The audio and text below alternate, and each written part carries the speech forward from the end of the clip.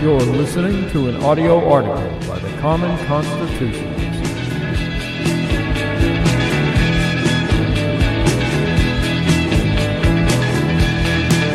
Today's article is entitled, Billionaire Republican Donor Jumps Ship.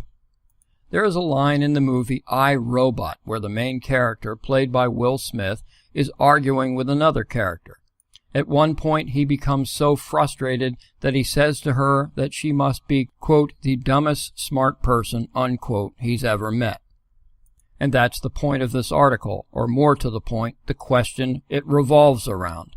Do you ever wonder how otherwise brilliant business people can be so darn ignorant or so monumentally naive?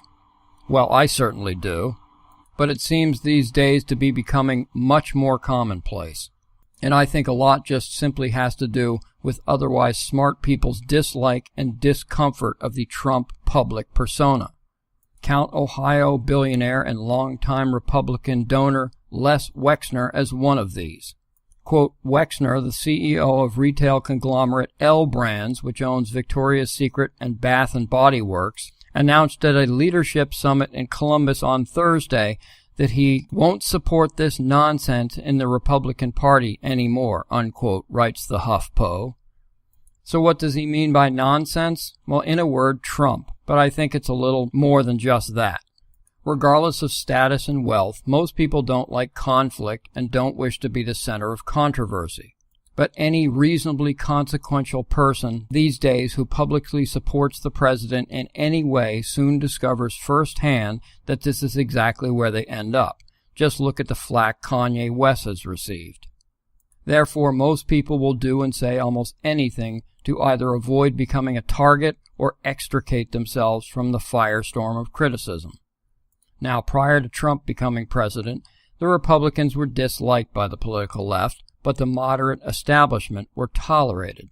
The Democrats understood that they had to politically denounce the party as a whole, but privately they knew the establishment had similar goals, to acquire and maintain power and control.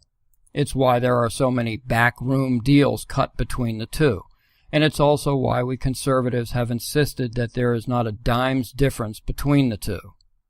Then enter upstart Trump, who energized the Republican base. Republicans soon saw that they better get on board the Trump train or find another career path. Many have. Trump wresting control of the party from the establishment has caused many with weak constitutions to jump from the Republican ship or become the never-Trumper establishment resistance. Now, as much as I disagree, I at least understand why Republican supporters and donors may jump ship. Many of these mega donors like Wexner enjoy a certain level of anonymity. They are not looking for public acclaim and certainly not criticism. They are merely trying to buy influence. I get it. It's the utter ignorance and naivete I can't comprehend. Wexner not only disavowed the Republicans, but, quote, was prompted to leave the party after former President Barack Obama visited the state, unquote. Quote, I was struck by the genuineness of the man, his candor, humility, and empathy for others, unquote, Wexner said of Obama. Are you kidding me? If one were to consult a thesaurus for any of these words, genuineness, candor, humility, and empathy, the antonym or opposite would be a picture of Barack Obama. And this is what I mean by ignorance and naivete. Where exactly had Wexner been from about 2007 until now? Granted, he has been part of the establishment donating $500,000 to Jeb Bush presidential campaign, if you can call it that, but still, for anyone who has paid even scant attention, it's a long divide between the moderate right and an anti-colonialist Marxist statist like Obama. But I suppose what can we expect in the current climate of symbolism over substance where evidently Obama's vacant words are able to displace an entire adulthood of anti-Americanism? Thank you for listening.